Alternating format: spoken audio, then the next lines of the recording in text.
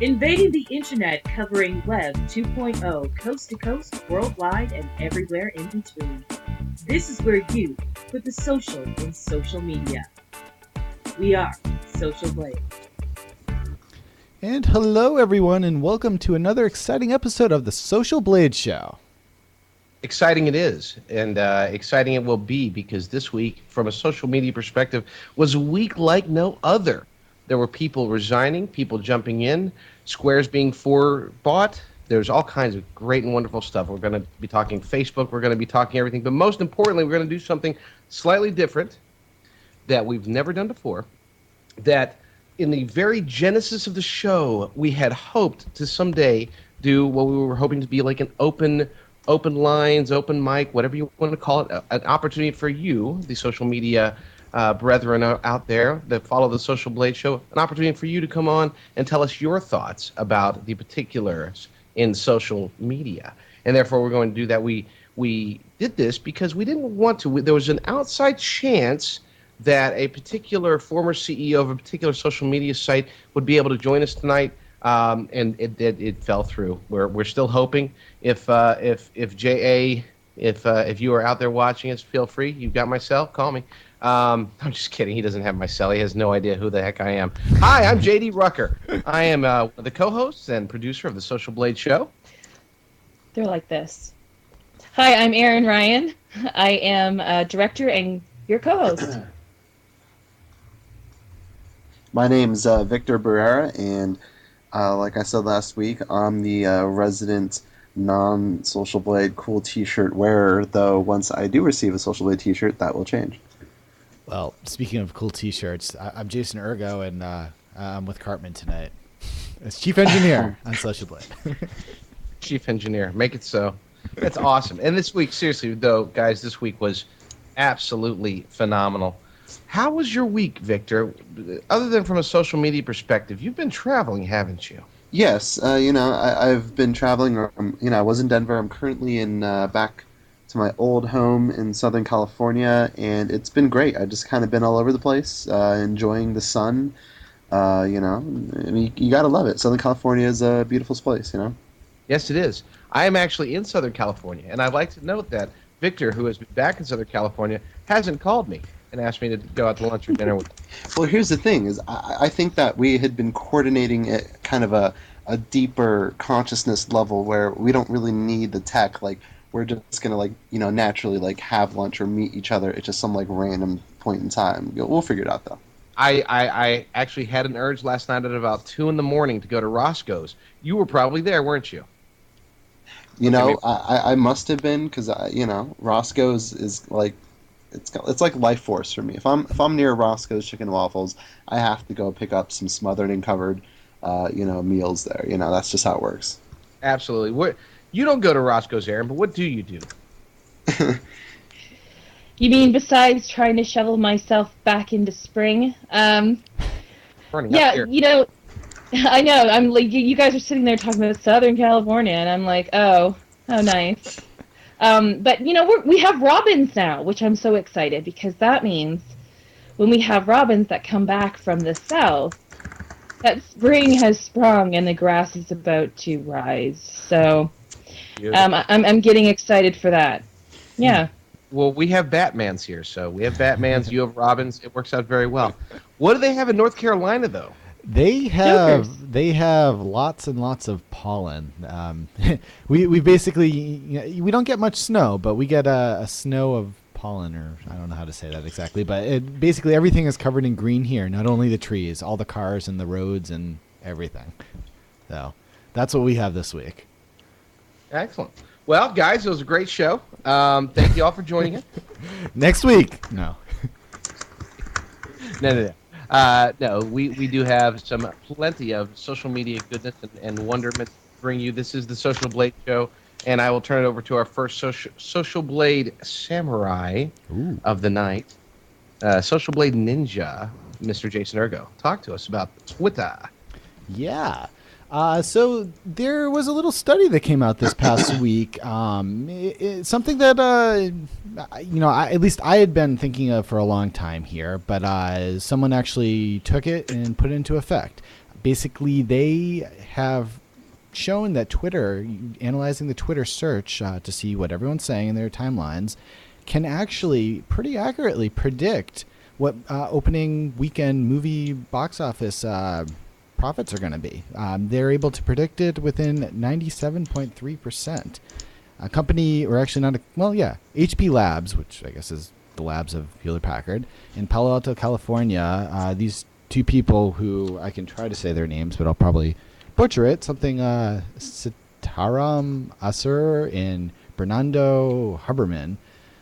They've been working on this for a little while, and they've actually over the past couple of weeks studied Twitter mentions of 24 major releases, including Alice in Wonderland, Avatar, Twilight, and several other things.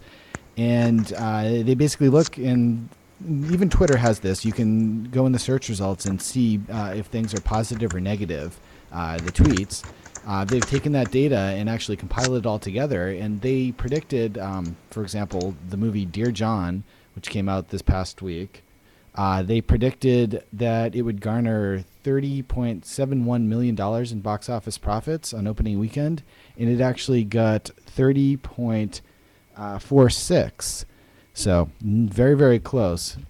And they also predicted that the movie The Crazies would get 16.8 million, and it got 16.07. So very, very close. They don't actually have any plans yet to commercialize this, but they are in the process of applying for a patent on this, and they're I guess just, it's just amazing here. I actually had an idea on my own that this would work really well to predict also TV ratings. So these days, the TV ratings are all done through Nielsen ratings, and what they could do instead is use Twitter to find out what all the TV shows that people are talking about are, and instead of using Nielsen ratings, which are there's only a couple hundred people in the U.S. or so that predict the TV for the whole country, they could do something like this as well. So that's what I hope will happen in the future. What do you guys think? I think so. I think Twitter this is what everybody's been talking about. When it comes down to it, nobody really cares about Twitter. And when I say nobody, I'm saying the businesses. They don't care about Twitter so much for its user base, because the user base is hit or miss sometimes. They don't care for it because of its advertising, its revenue model, its exposure. Even though all of these things are either good or potentially good in the future, what they're interested in is the data, and this is a perfect example of how that data can be used and aggregated in a way that is predictive, in a way that can be used from a marketing, from a research perspective, from pretty much anything, research and development of products. You can utilize Twitter for the potential is endless. That's why Google and Apple and Microsoft and even some non outside of the technology realm, just about any big company can see that there's huge potential here. More so, I think, than Facebook, at least from a data aggregation perspective. Because Facebook is a little bit more convoluted with the jibber jabber, photos, blah blah blah blah blah. Well, just my opinion. With Twitter, also, I mean, they even have the API open there, so anyone really can get access to it very, very easily. Yeah, I think that's really one of the biggest strengths of Twitter, is the fact that they have such a vast and open API with fundamentally, continually infinite amounts of data that people could mine. And so I know that there's a lot of companies working on, obviously things like social search and sentiment-based, and analytics that have to do with products and services and stuff. Why not for movies? It makes a lot of sense. A movie like Clash of the Titans, it got a lot of buzz. There was a lot of blog articles, a lot of chatter about it on Twitter. And here's two guys who found a way to take the chatter on Twitter and make it useful. Make it useful to the companies that are dumping millions and millions of dollars into producing these flicks and productions. So, this kind of info is definitely relevant to them in terms of getting, basically testing the audience for the kind of the initial first impression on ideas and concepts and storylines. So I think that's a really great way to use the Twitter data, at least in my opinion. Yeah, yeah, and so I mean, they just use the Twitter API, which for anyone that isn't aware, API is Application Programming Interface. It's just a way that programmers can get direct access into basically everything that comes through from Twitter. Totally. And yeah, again, 97.3% accurate. Wow. Movie studios. I mean, they do their own studies here, traditional ways, but they only get about 10%, or within 10%, so like 90%. Huh. So I mean, this is more accurate than that, and also they said that the movie studio or the traditional studies usually fall short on films that are for like kids or target teens or fanboys. So those type of movies, like Star Wars or something like that, would just it doesn't work. So I think it's interesting. I really think that this is going to be the future. And again, if someone, I really think Nielsen should switch over to this format. You'll keep a lot of shows on too. And there's a few implications here because movie studios they spend quite a bit, doing things like audience testing, and really trying to get some feedback on their product. And if there's a way to do it via Twitter, where it's not only accurate, but the sampling size of the kind of overall audience that's being part of this data exchange. I mean, it's amazing. I mean, we're going to be living in a society where a week before their movie comes out, studios can decide how popular it's really going to be. I mean, that's pretty amazing. Just shows you where technology is heading, I guess. Yeah. Oh, yeah, absolutely. Speaking about popularity, whether you're on it or you're not, no matter what your location is, you're definitely hearing about it. Foursquare, which is a location-based social networking game that builds a bridge between offline and online socialization. It is a combination of a variety of your social networks rolled into one that shares the exact location of where you or your friends are via your mobile phone. Foursquare is designed for you to keep in touch with your friends, who will be notified of your whereabouts by getting pinged as soon as you check in. This is a great way to keep being social, and it allows you to create places you want to go lists and a top 12 list of recommendations for your friends as well. Stalker. But it doesn't stop there. Stalker. It doesn't stop there. The addiction of the game heightens by receiving points for when you check in. 5 points for new places and more points for more places in one night. The kicker is that if you check into a place more than anyone else, then you become the mayor of that specific location. To get you started, though, you receive badges to the various places you check in, from newbie to superstar, and a ton of other addicting badges you can acquire. So far, there are 3 downfalls to take note of. Since Foursquare is relatively new, not all locations are available, which this can be easily rectified by its developers and demanding locations by the people. Since it has become so popular, there have been rumors that Yahoo is looking to buy Foursquare for $100 million. This rumor has many. Sorry. Wow, I almost did the finger to the chin. This rumor has many questioning its truth, since Yahoo is not quite an internet giant anymore. Although there are buyers that are looking to buy the location-based service from founder Dennis Crowley, the question remains: why would Yahoo be the topic of a rumor? Well, according to VentureBeat, their theory on the story by Silicon Valley Insider might be that Foursquare has hired amateurish investment bankers who think a leak could drive up the bidding. Here's a quote for you. Apparently, Yahoo's M&A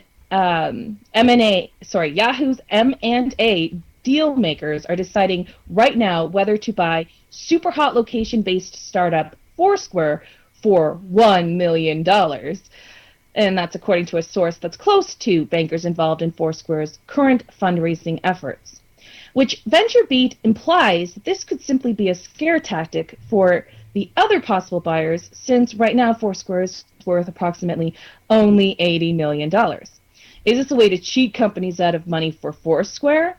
Either way, whether it is or it isn't, we'll have to wait and see who it will be. However, the word cheat and Foursquare seem to be a popular subject this week, as Foursquare has announced that people have been cheating on their check-ins, checking in from their couch or from being at, yes, cheating on their check-ins from their couch, no doubt, or from just being in check-ins, not chickens. So they're basically checking in from their couch for being in the specific area instead of being at the specific spot. Once they found out about this, Foursquare that is, about the glitch in the fun, Foursquare has now decided to stop the check-ins outside the immediate vicinity of the venue. They are also using your GPS to verify the location you have checked in from to make sure that the cheaters stop cheating. They have even created a cheater form that if you are falsely accused of cheating, then you can simply fill it out and hope for your rewards. What are your thoughts of Yahoo acquiring Foursquare and the cheating that has taken place? GD. Check-in cheaters are chicken chucks. Yeah. Okay, so we can laugh. We can say, man, $100 million for Foursquare. Does that mean it's $125 million for Fivesquare? Who knows? But it's guys, it's not that much money. I mean, let's face it. We're talking about, in the world of social media right now, $100 million compared to the valuations or the potential buying abilities of another company. Heck, wasn't Yelp offered $500 million with very similar services, very similar style, maybe a little bit more robust, but still, Foursquare is for them to really, I guess, make it in the world of social media from a being purchased perspective. If I were them, I'm going for at least $300 million. And in other news, SocialBlade is actually for sale right now. If anyone wants to send me $100 million right now, you can have it. $100 million. SocialBlade.com, that is the show. Right. Could be for sale. I don't know. 100,000 would be fine. 100. We'll take 100. But let me ask you guys: do you think it's too soon to even sell Foursquare? Yeah. No, well, it depends on how much. You know what? And I'm sorry, I keep dominating here. I'm going to stop right after this. I promise. It all depends upon what are the goals and the desires and the personality of the people that own it. I'm sitting here. I don't care how much effort, how much work I've put into something. If somebody wanted to buy it off me for $100 million, I'm of I'm in that state as a person where I'm cool with it. $100 million. I'm not going to hold out for $300 million, $500 million, $700 million. Just $100 million's fine. $1 million's fine. If anybody wants to buy Sociable.com, I'll sell it to you for $1 million. Done. So yeah, it all depends upon the disposition of the seller, in my opinion. Ow. Pain. Yeah. Joel is saying here, with that said, I do see Foursquare visible in profit creation by charging businesses for featured placement communications with customers by location. Yeah, no, I totally agree with you, Joel. The thing is right now they have 4 different companies that are looking into buying it, and one of the people that has been rumored to looking into it as well is the former CFO of YouTube. So we'll see what's going to happen there. I think it's too soon. I think they need to build it up more and take the locations elsewhere and make it broader and then sell. Well, I think it's too soon. But Yahoo, come on, no. Well, guys, I think Joel made a pretty good point in his previous 2 responses in the actual chat, and that's, I think one of them is a problem of, companies like Foursquare, they get valued, and some people are like, oh, 100 million, that's reasonable, but like you said, they may be holding out for more, because in this day and era, although location-based games are kind of all the rage, Foursquare was really one of the first companies to roll it out, to get it going, to really get a very sticky audience that's loyal, that's using it to this day. It's been out for quite a bit. And maybe, what does our audience think? Maybe we should grab a caller. What do you guys think? Grab a caller. Grab a caller. So who's on? Let's see here. Do it live. Grab a caller live.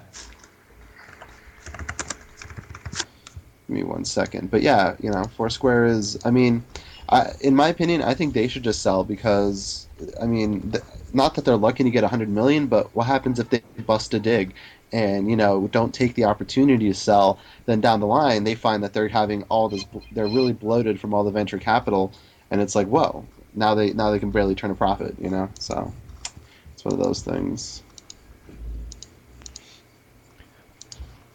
I concur. Like I said, it really depends what somebody wants to do. If they're an entrepreneur and they want to hold out for the money, that's great. I've never been one like that, and I agree that Digg was at its peak in the past. It's got a potential to peak again, but we'll see.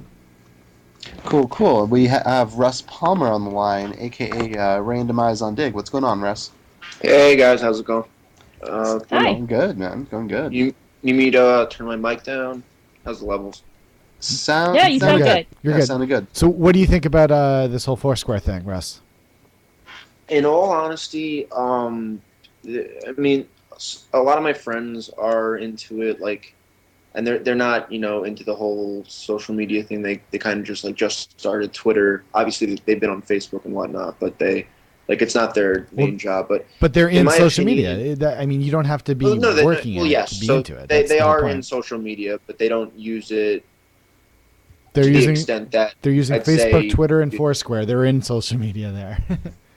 Yeah, no. All right. Okay, so that's not what I meant, though. Yeah, casual users, as But, Mark says. Yeah. What Badgering the guests. what scares me about, well, not scares me because I'm not the type of person to do it, but with stuff like Foursquare and I think Bright Kite and stuff like that, it's creepy to me that a bunch of followers who you may not know at all know exactly where you are. No, I agree with you on that. Totally. You really, at least this is. I got a phone that will run Foursquare just a couple of weeks ago, so I have actually been using it. But for me, I definitely have not added anyone on the phone that I either don't know really, really well or have met in person, and I'm not planning on doing anything like that. Yeah, there's people on Foursquare right now with 10,000 plus followers. Yeah, that's just 50,000 plus followers. Yeah, that doesn't make sense to me. And some of them are hot women. I mean, to use to be blunt about it. And no, I'm not a creep or a stalker. I promise. But there's so many, psychos out there that you gotta figure someone's gonna see that this girl's picture on Twitter and be like, oh, well, I live within an hour or whatever this place. Why not fucking gun my car down 150 miles an hour and stalk this person? You bring up a good point though, Russ. I mean, that's crossed my mind a million times since it literally fills up my news feed of I'm checking into Subway and other places, and then I'm a mayor of Starbucks. So it's like, it kind of makes me think. I think you just talked about both of us here. I check into Subway every day, and JD's the mayor of Starbucks. Sorry, continue. Go on. Yeah. But, the thing is that it freaks me out because then, A, people know you're not home, and B, they know exactly where to find you. Are we crossing a line? That's another great point, that they know that you're not home. Yeah. Well, here's the thing, Aaron. I'm not sure Foursquare, in creating the service as we know it, is really crossing any line. It's the people who are irresponsible that are taking in thousands of Foursquare friend requests, people that they don't even know and never even heard of, that they follow on Twitter or follow them on Twitter. I mean, that's where you get in trouble. It's not necessarily Foursquare in and of itself, because like Facebook, at least for me, my personal policy is if I know them in real life or if I can actually trust them with where I am, then sure, yeah, it makes sense. Like, oh yeah, I'll share my location because I've actually met this person at a conference or something. But random people who I don't know, can't vouch for, have no clue who they are, no, they're not going to get to know. When I check into some random bar in Denver, and exactly. And please rob me .com, and they used to have a Twitter account as well before they got suspended. They would take all the Twitter Foursquare updates, because one thing people have to realize, it's okay, so maybe you have 100 Foursquare friends, but every time you share that data on Twitter, you're sharing it with all your followers, whether they're friends with you on Foursquare or not. Exactly. So this is public data. This is anything you put in a tweet is technically public domain. Exactly. See what I'm And not to so- interrupt Mhm. you. But like the thing is, there's people who use it in a smart way, like Yeah. you and plenty of other people. But you know for a fact that it. I don't want to sound like a jackass or anything here, but that well over half of Foursquare and or Twitter users are not going to use it that way. They're not going to be smart about it. And you know that it's coming very soon in the news that we're going to read about, God forbid, something bad happening because of Foursquare or because of any of these location services. Yeah, I mean the brilliant thing about Foursquare is that you can, really allow your friends to know, your real friends, the ones that you trust and that you would actually want to hang out with or surprise you at a coffee shop or eat a sandwich at Subway with. That's a great thing. It just bridges that gap of having, we have to call or text. It's just, I'll just check in. But what Lady Umbrella says here in the chat says, I think it could be because of the game aspect of it. People are trying to win and aren't thinking about the info that are dishing out to randomers, which people love getting props. They love Badges, getting a fake medal, a fake badge, whatever website it is. Like that's why people do Farmville and all that other stuff, because you build or Mafia Wars, you build an account, and it makes people feel special that they have a certain badge or this and that. And what they don't know is that while earning these badges, they're earning themselves a bunch of potential, stalkers. Yep, completely agree.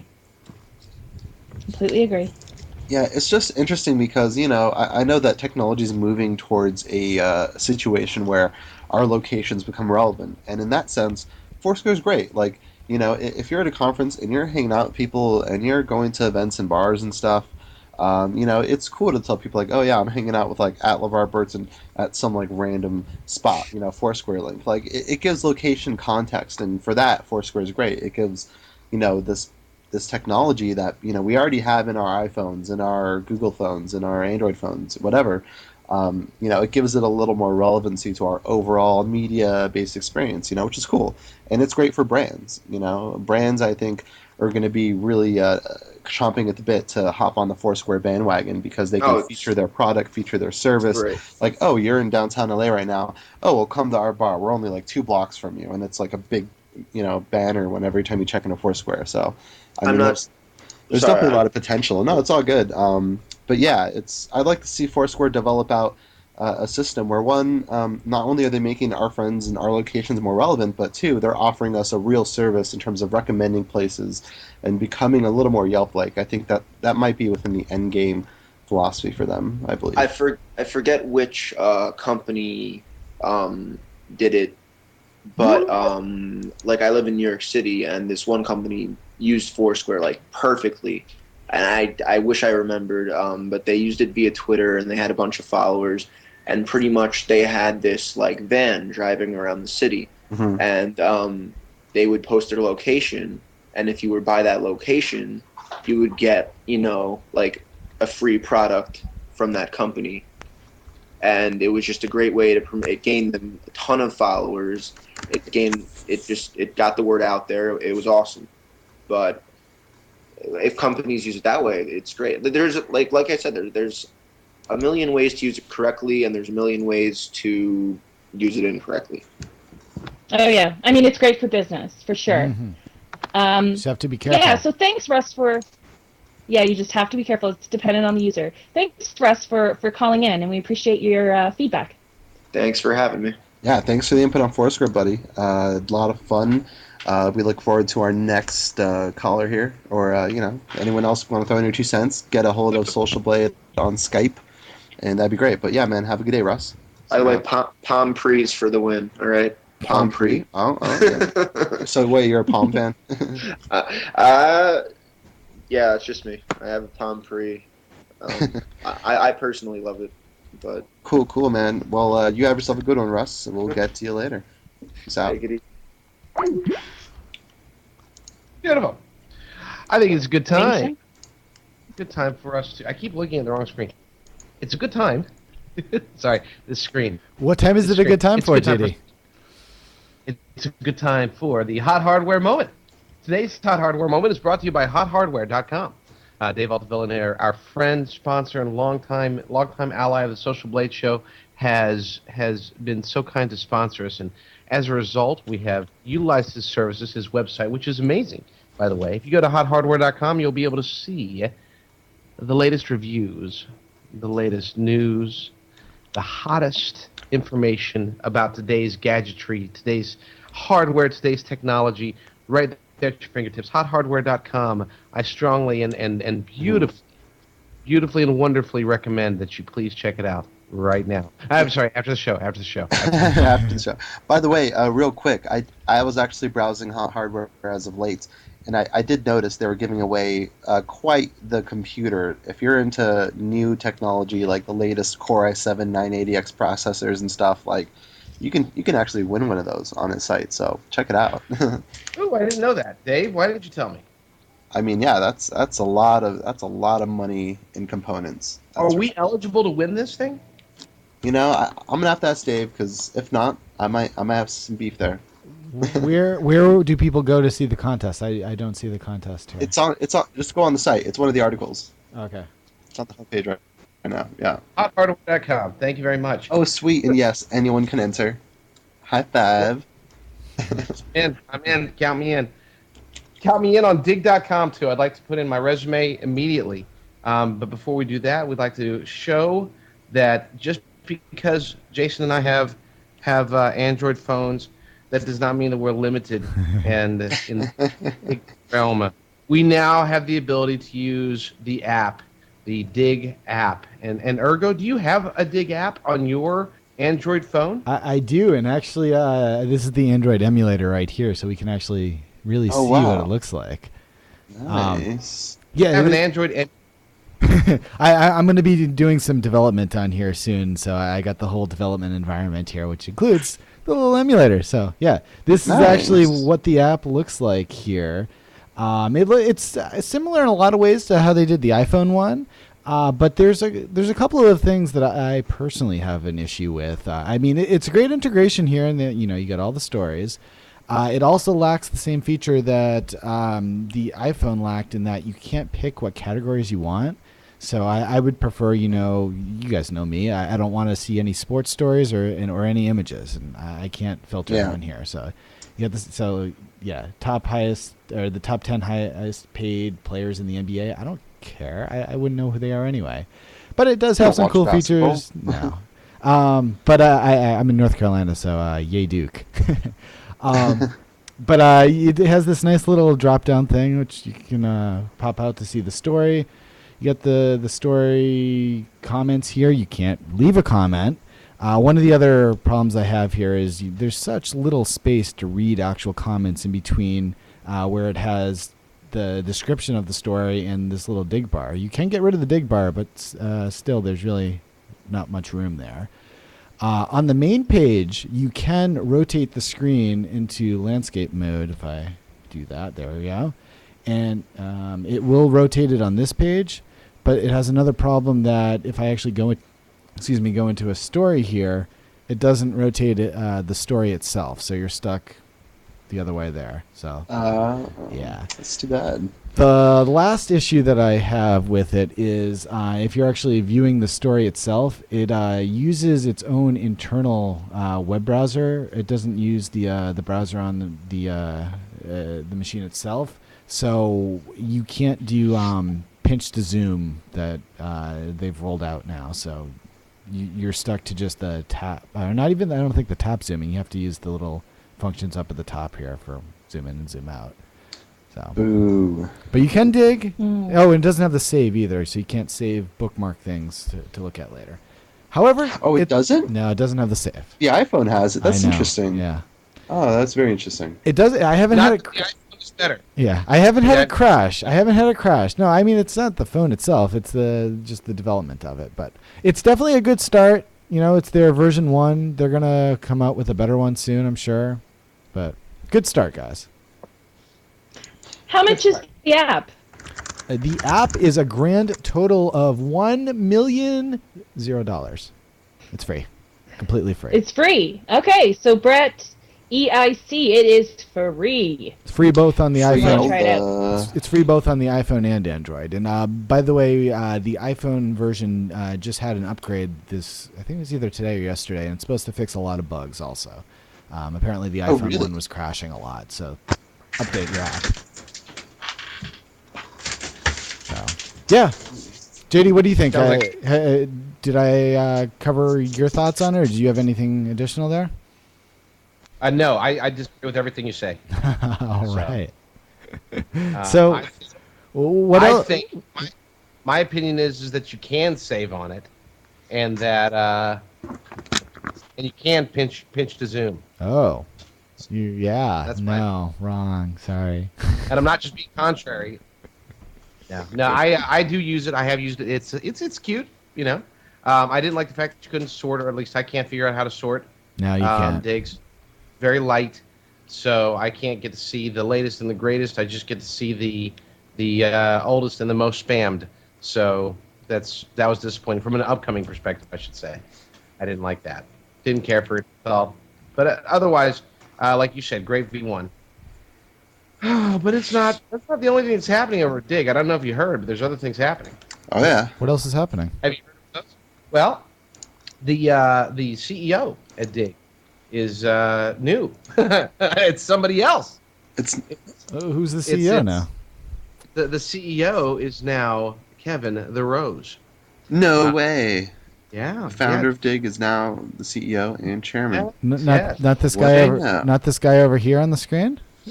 What happened No, to this guy? Jay Adelson, the person who we're still holding out. He could be on the show at any moment. Jay, if you're there, please just get a hold of Victor. Don't be shy.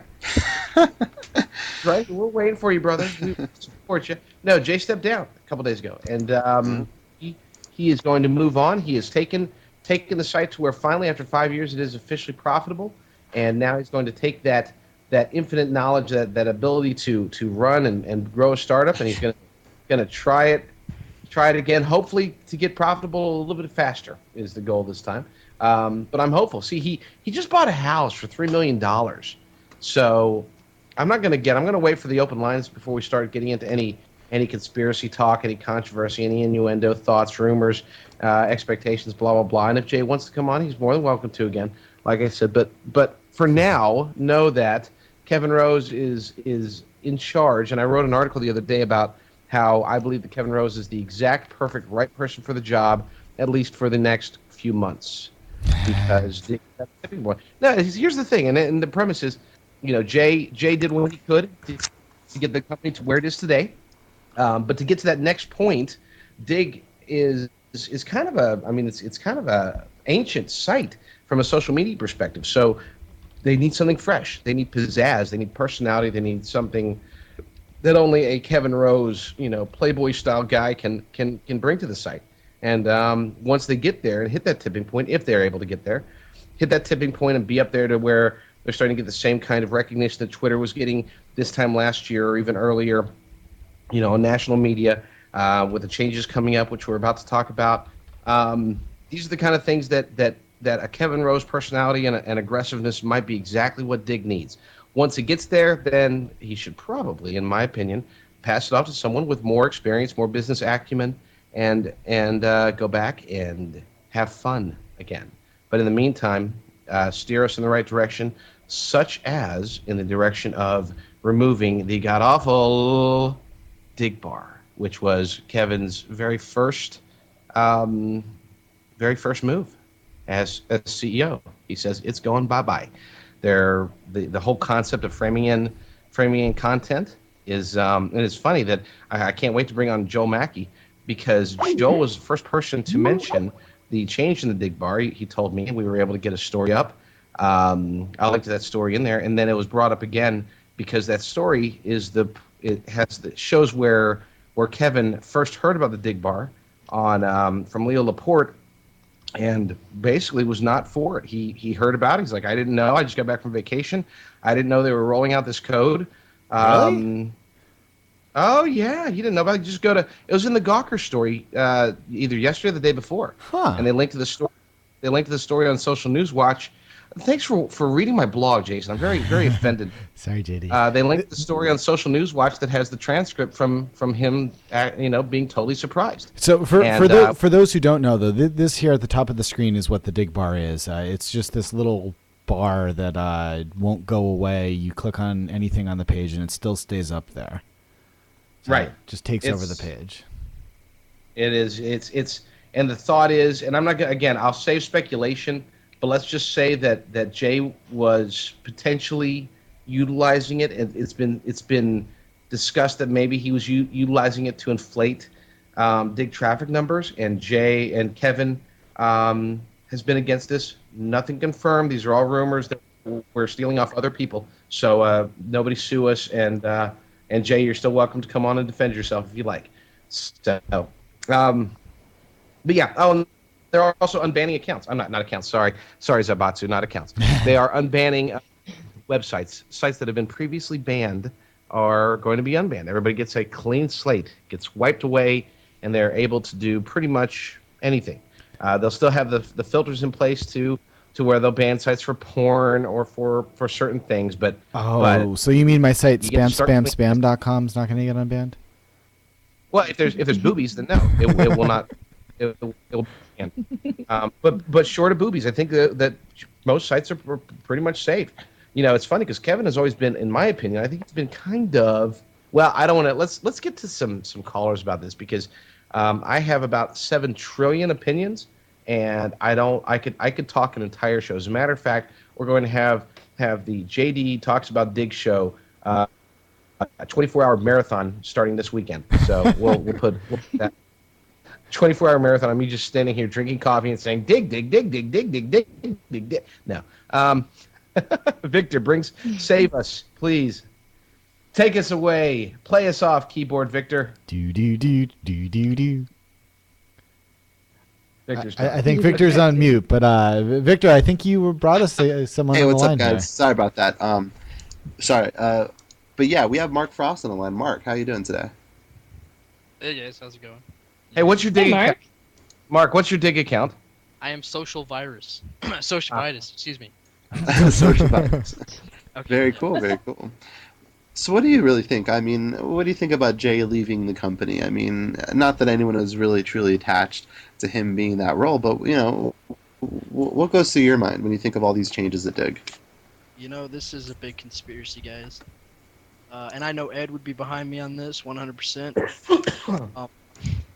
Ed would totally agree that this is a conspiracy, and it's definitely a Kevin Rose tea thing. It's him and his tea drinking board of directors at Dig. They have ousted Jay for not being a tea drinker, and that is the big issue here. And it needs to be addressed because people who like coffee have opinions too, and they try to make companies run efficiently and effectively. But obviously Kevin and his bunch of tea drinking nannies don't agree, and they wanted to oust him. Well, Mark, we So just you're did. saying- Hold on, we just did the same thing here. JD, we know is as we said earlier, the mayor of Starbucks. We have just ousted him on the show with you here. So this is your icon on the screen right now. And you can't hear me, so since he's got me covered up, you can't hear what I'm saying right now. So I'll go ahead and say it. What you're telling us, Mark, is that Dig is run by tea parties. Is this correct? This is true. They are run by tea parties, and I don't know what we're gonna do. I think we all have to band up as concerned community members of Dig and fight this. Concerned coffee drinkers of America. I had a discussion with Ron Paul earlier, and he did say that he drinks coffee, he eats bacon, and he likes Megan Fox. Therefore, forthwith, we are officially Jay Adelson and as a matter of fact, Ron, if you want to come on the show, more than welcome. You got my cell number. Call me. Yeah, let's get this rolling. Wait. Ooh, I like the graphic Urgo. That's very sharp. Ooh, nice, very nice.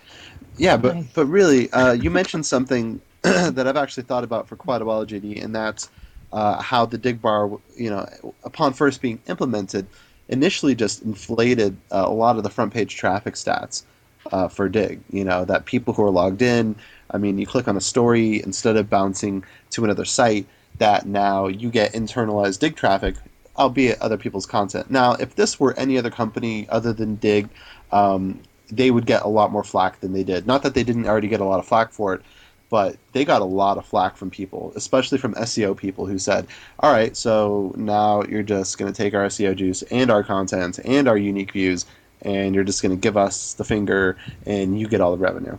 It was... Yep. There was a lot of hubbub about it, and then they made some changes to the Digg bar to make it more SEO friendly. But nonetheless, Kevin is right that framing content, not even if it's not passing it off on as your own, but just even if it's your gateway to content, you should be focusing on that. That the Digg bar, at any rate, philosophically, is just a bad move for the internet. It doesn't set a good standard. I mean, what happens if Google implemented a universal iframe that encompassed your whole web experience? I'm not sure people would go for that either. So, this is a good move, and I think letting go of the Digg bar is a key step in making Digg a more content-friendly place. But in regards to Jay Adelson, Mark, I want to know what your thoughts are on where he's going. What do you think is going to happen to him? I have no idea. He's been a successful guy. Like, he's done a lot of things. I heard. Yeah, the last company that he worked for before Digg, I believe, was Equinox, or at least that was one of his recent ones, and that's a huge success. Mm-hmm. That's actually where if you go to SocialBlade.com, the server for that's actually sitting in one of Jay's data centers, or at least his old companies. I did hear a rumor. This is unconfirmed, but I heard a rumor that he was offered a job at Folgers. Folgers. So we're checking. Ironic. It is ironic. The best part of waking up is Jay Ellis in your cup. What? Holy cow! Nice. Sorry. I can't believe you said that. I don't know about that. I don't know about that. It rolls off the tongue. That to Digg. Oh boy, this is going nowhere. Get Mark out of here and bring some. No, I'm just kidding. Mark, you took this in a totally wrong direction. I'm just kidding. You were awesome. Well, in my serious opinion, though, I think the Digg bar was a fail, like everyone said. But I mean, if that's true, like if Kevin wasn't in the loop, then that's pretty. He's that's pretty crazy. I don't know if that's true or not, because I mean, like the Digg bar didn't just come up overnight. No. What he said was the way that here. Let me find it. No, I remember this pretty distinctly, and I think it had to do with a certain way that the Digg bar functioned. And right. Kevin was basically just, he was on vacation in Vegas or traveling or something, because he doesn't really spend all that much time at Digg proper. And he basically told me, well, nobody told me that the Digg bar was supposed to function in this way in terms of how the short URL redirects people to the Digg site, and just the other kind of middle of the road kind of linking functions in terms of how the Digg bar works to connect people from Digg to the content. And I mean, I wish I had specific quotes, because the SocialBlade article is really good that covered it. Social News Watch. Yeah, Social News Watch. My bad. But I do remember the story pretty vividly. And yeah, Kevin Rose played it off like, all right, I've been on vacation. Our engineers and stuff have been working on this product 24/7, but I did not approve any of these things. I did not approve the way it works. And so from the get-go, Kevin he never really fully endorsed the Digg bar. It wasn't everybody should use it, this is the best thing ever. His first public words on it were, it's just not supposed to function this way, and he just kind of wrote it out. And I think he had enough of it, essentially. Well, yeah, I'm also curious. Have any of you guys ever had ads pop up like under the Digg bar, but not had any exactly? Content? Yeah, I've seen that happen a lot. I've had that happen so often. Yeah. It happens at least one out of every, I'd say, 20 times I do the Digg bar, and I don't know if ads have to be Diggs, because like why do they have ads under the Digg bar? I don't know how those load there. I mean, they're not supposed to be. I see that happen a lot, Mark. Like a lot of times you'll click on a link from Digg.com, to story. But instead of getting the story, you just get an ad that's like part of the page. Like one of the ads on the page is like only there. I know what you mean. Yeah. It's a pretty terrible problem. And it inflates traffic for both ends. It inflates traffic from publishers because they load those ads, and then it inflates traffic for Digg because they're directing people to the content, but it's still a view for Digg alongside of being a view for the content creator as well. It's kind of a shady thing. Yeah. Let's see, who else we got on the line? Bring Joel. Yeah, we got Joel. Joel mentioned some interest here. So while Victor's adding in Joel, thanks very much for calling in, Mark. Yeah. Thanks, Mark. Thanks for We're the gonna have an after show this time. I see no problem with that. Yeah. Thank you, Mark. We appreciate it, man. Thanks for putting in your 2 cents. So we're calling up Joel now. Yeah, I added Joel. We're calling him as we speak. All right. So as we're ringing Joel, did any of you guys see the episode of South Park last night? It was all about Facebook, and that's actually the reason why I'm wearing my Cartman shirt here. Nice. I actually saw that episode, and I know people who are really adamant about Facebook. It's all a joke. I mean, fundamentally, it's a joke. But I think there really was some insight, some kind of quasi truth there in the way that they portrayed how certain people can kind of get sucked into Facebook, and it essentially becomes their world. It was really interesting, at least. But if you haven't watched it yet, go to southparkstudios.com, hit that up. Yeah. Basically, what the whole idea of the show was everyone was on Facebook except I think it was, I can't remember if it was either Kyle or Stan that wasn't on there.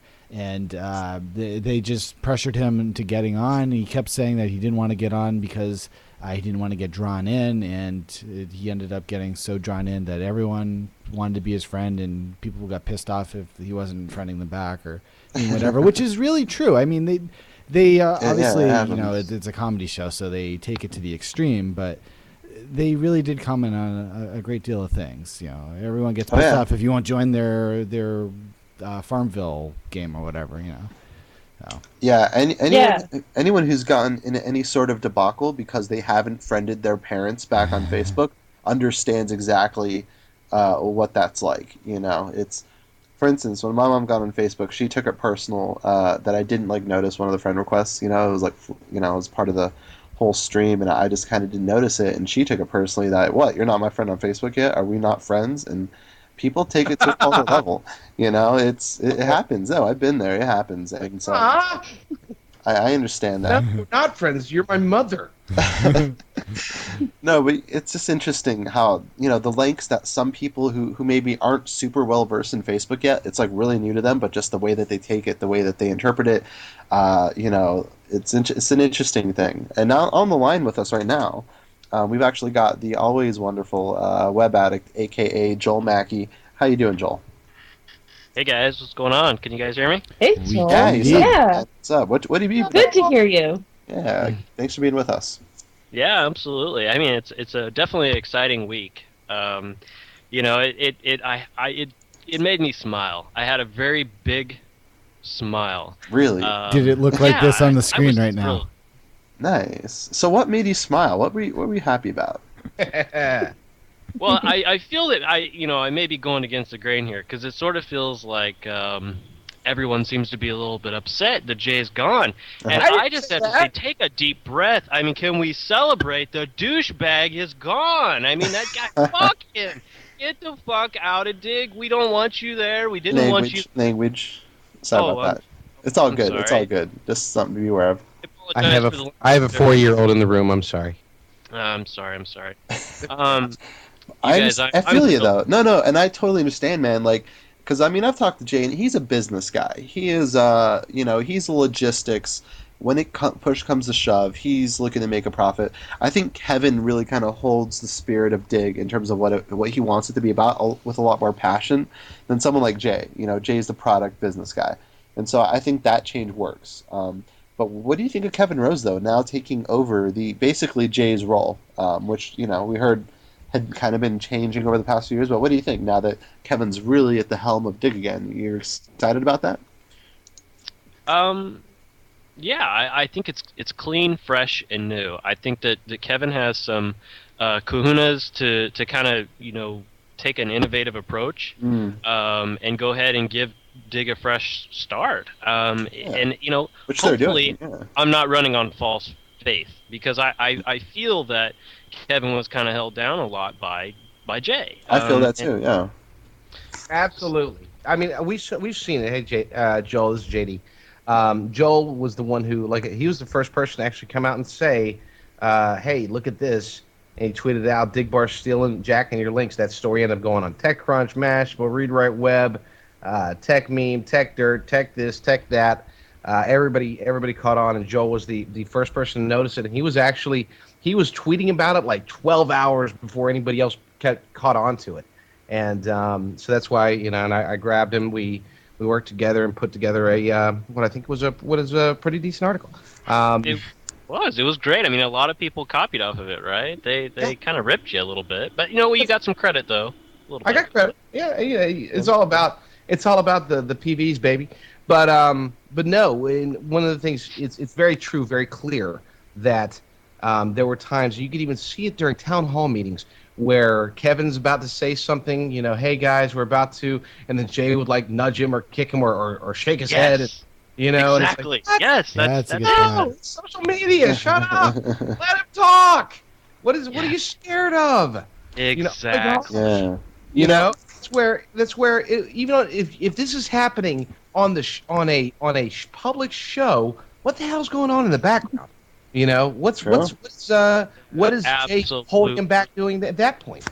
I say probably Interesting. a lot. Yeah, you're probably right, JD. And I definitely remember seeing evidence of this in things like the Dig Town Halls, specifically the one where Kevin, I think, was talking or basically semi-announced something that he wasn't supposed to mention or reference, and Jay was like, "I thought we weren't going to talk about that."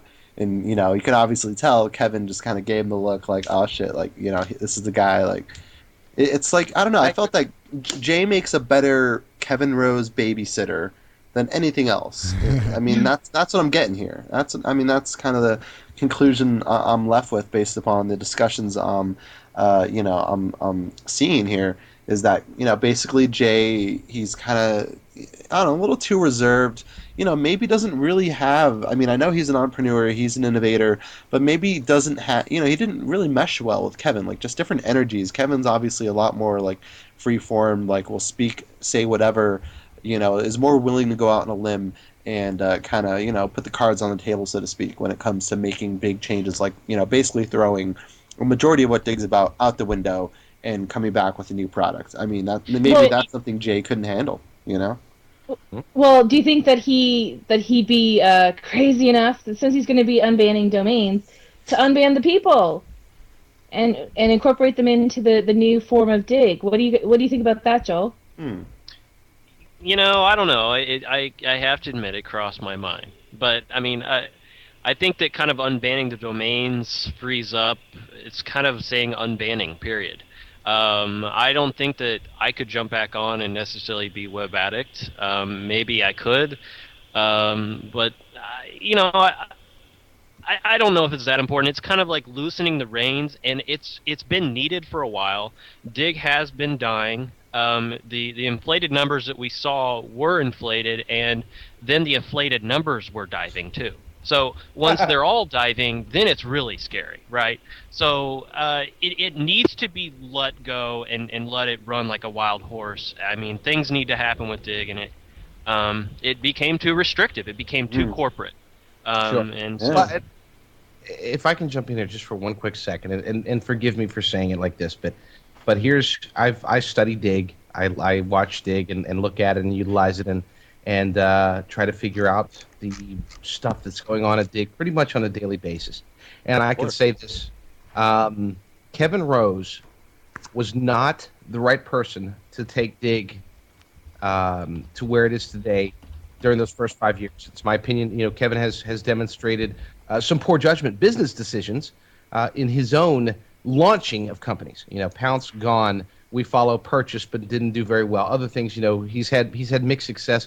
Jay's had more success. So I do think that Jay, between the two, I'm not saying that Jay was the right person out of anybody. But between the two of them, I think Jay was probably the right person for the first 4.5 years of the website. As it started getting to that next level, that's when I think the shift could have been made. Perhaps 3, 6, 12 months ago, the shift could have been made to Kevin, because Kevin is much better at getting that running start. Okay, we got the attention of 40 million users. We've got the attention of these people. Now let's get the attention of that next level. Let's get the attention of ABC News. Let's get the attention of Barack Obama. Let's get the attention of all these different people. And he was the right person and is the right person at this point. And then stage 3, if they can get there, if Kevin can take them to stage 3, which is the tipping point, which is they've got 80 to 100 million users. They're growing very fast. They're getting talked about on mainstream news, mainstream media. Celebrities are using it. That's when Kevin comes and says, hey, guys, it's been fun. I am going to remain as a consultant. I'm going to work on other projects. I'm going to be bringing in about $3-4 million a year. Going to buy me a little cottage in every coast that I can find, and I'm gonna have fun. You guys, sayonara, and go from there. And that's when they hire a somebody who has the experience of taking a pre-grown company and taking it to the next level. That's how I see the past, the present, and the future of Digg in the 3 stages. And I'm going to take this next call off the air. Thank you. No, and I totally agree. Like, Digg is in a very unique moment in their growth. And, this is kind of the do or die kind of moment. This is the kind of time where, they're going to either launch the revamped Digg and it's going to, totally blow our minds and make us rethink what social news sharing is really about, or it's going to underwhelm us because so many people have been talking about it. Jay leaving, it just really adds to the drama, adds to the, all right, well, what's really up Kevin Rose's sleeve? And when the new Digg busts out and everybody's using it and, they're gaining new memberships, we'll see. I mean, it's a very interesting time right now for Digg. I think everybody's just waiting for it. Do you guys remember when the Digg revolts happened? I mean, obviously you remember when the Digg revolts. All the constant when those would happen. It was a cyclical nature almost. Yeah, you're right. I always felt like Kevin was trying to connect with the users and try to figure out what he could do to work together. Mm-hmm. I think that he really believed that there could be this town hall, all this crap that they always said they would make. It's never really been done, and I always felt like it was held back. And I think that's where some of my dislike of Jay comes, is he never actually connected with the people that matter on Digg, the people that made it, the people that cared about it in their heart.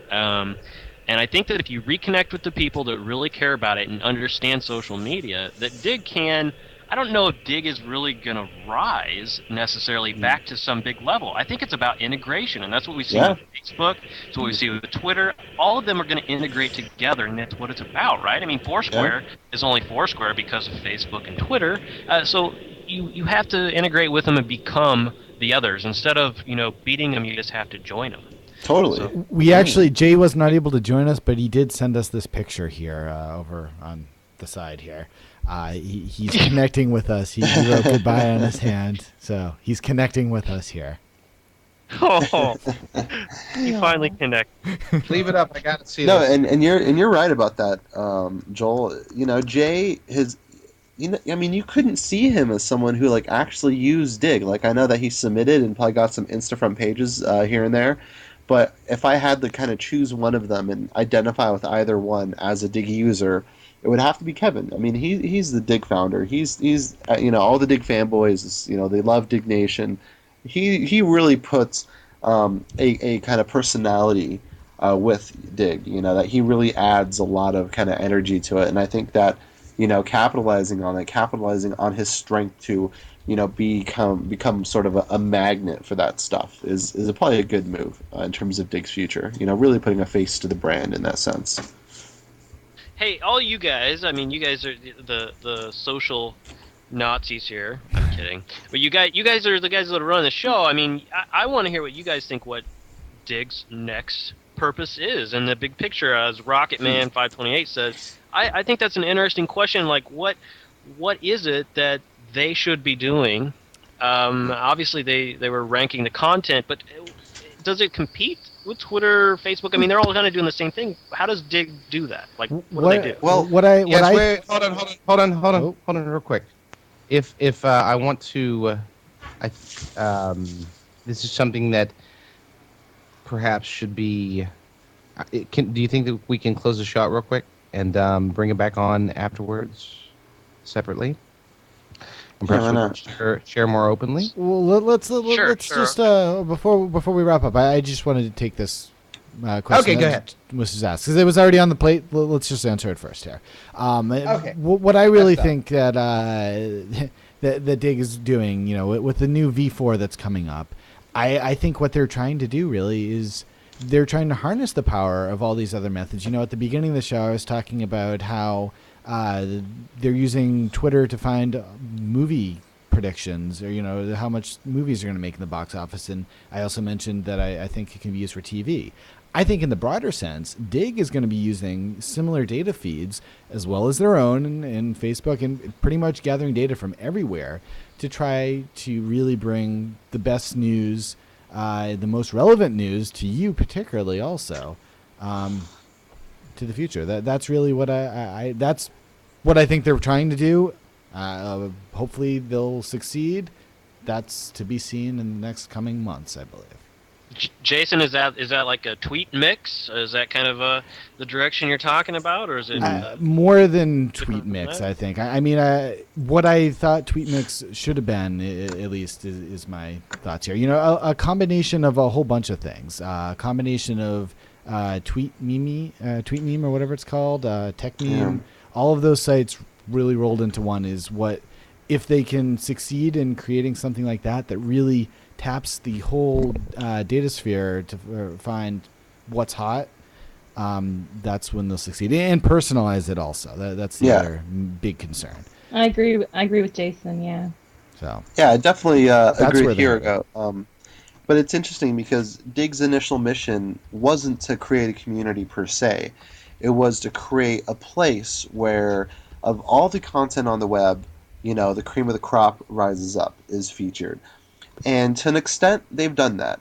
But I know for a fact that Kevin Rhodes is not satisfied with Digg as a product in that sense. He thinks Digg can do a whole lot more in terms of creating different ways and methods of automating this process of creating an extremely complex algorithm, opening it up to user input, to submit, to vote. Because what we have to understand is users are central in the sense of they play this role that they depend on the users to introduce new content to Digg, to approve, aka the Digg, to bury, to comment, to share it. And I think that Digg understands that the way it is now isn't exactly a snapshot of what's really buzzing on the web, and it's not very real time. And the new Digg is supposedly going to fix that. It's going to open up a whole new animal in terms of things like anonymous voting, automatically syndicating content through Digg's API. For instance, things like Boston's The Big Picture, XKCD, The Oatmeal. These publishers will now have the option to automatically syndicate their new content with what's happening on the upcoming realms on Digg, and people are going to vote on it because it's good, and everyone's going to expect to see that kind of stuff on the front page. So it's going to redefine the culture. It's going to Can you back up? What was this? What was the automated stuff of well, Digg said? Digg is working right now with publishers. Like, they're contacting actively a lot of publishers that are, featured on the homepage a good amount. And a feature that is in store for the future of Digg is these publishers are going to have the option to basically feed their content directly into the Digg system. And I know a lot of people are RSS? I mean, I don't know exactly what technology. RSS would make sense to me in terms of how it happens. But one problem with that is that, they depend on the users because they have to clean it up. I mean, you can press the submit button, and there's not many sites that have their content ready to go in the sense of having a legitimate 60-character title and a description that fits. It's actually good. Ars Technica is one of those few. So I think publishers are going to have to work a little harder in terms of coordinating directly with Digg to get their content floating around. That they're going to be getting the options to basically automatically feed their content into Digg. So it's going to be interesting because that means some of the content's going to be submitterless. And part of the reason I like Digg is because there's cool people and people I know and friends that are backing the content, that there's a personality behind each individual piece. And I think to an extent that matters, though to Digg that shouldn't matter, and that's why they're making these changes. So I got one more thing I want to ask all of you, and I'm curious what you guys think.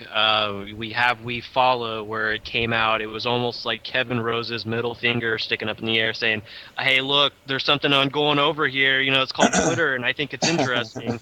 And so all of a sudden, something happened there. I'm curious what you guys think. Will that integrate possibly with Digg in the future? I've noticed there's some type of new algorithm going with the people. The people are ranked in a different nature. They have an actual algorithm going on over there. Is that going to be compiled with information from the social network and pulled into Digg? Is that maybe an extension? What do you guys think with that? You're talking about WeFollow? Yeah. That site? Yeah. WeFollow.com? Yep. Yeah. Uh-huh. What caught my eye was when I was checking it out, I was doing that thing where you stroke your own ego to see where you're at, and I was looking for myself, and I was like, where am I at? I'm clicking on things, and I'm thinking, well, what the heck? I'm not ranked because I have a bunch of fake followers, and why am I not on the top? So I started looking, and I noticed, they're actually ranking. Yeah, that's beautiful, isn't it? Is that? Mine comes up blank. But why does it do that? I don't know. There's a couple that do that. I've seen it. At least it's still listed.